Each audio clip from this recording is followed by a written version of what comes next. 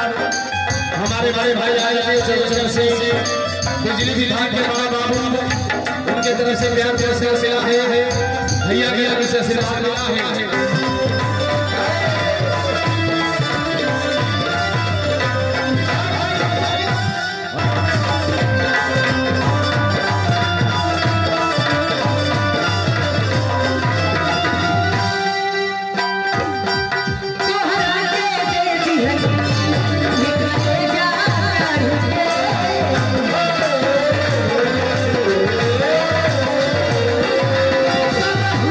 भैया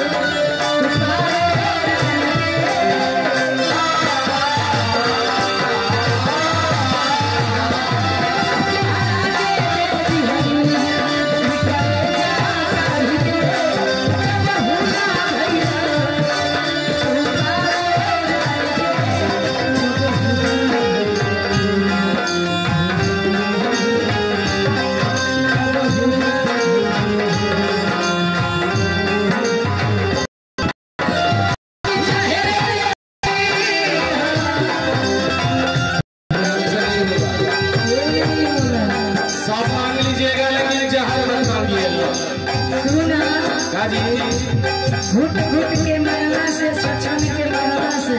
अच्छा ये तो अच्छा बात है कि खाया चुपचाप सब एक बार खलास। ये तो हम जोर दिल वाले करते हैं जिनके पास जिगर नहीं होता है वही कहते हैं बाबू जी जो आप कह रहे हैं, और जिसके पास जिगर होता है छछने के क्या छछना तड़पना क्या है। जे प्यार करी ओकरे नु दर्द होई तो छछनी। सही बात है। जे प्यार कबहू कइले ना होई टाइम पास कइले होई ना प्यार के मर्म मुझे ये प्यार क्या होला कि हम चले जाएंगे तो गजल गौल कहेगा बाबू जी, हम चले जाएंगे तो गजल गौल कहेगा, और इससे साज महल को कमल गौल कहेगा बाबू जी।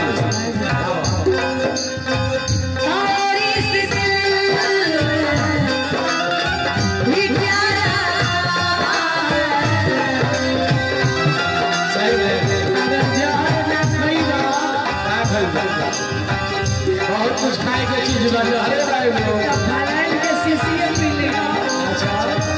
सनमिया खाली जहर बा बहुत कुछ खाए के बा।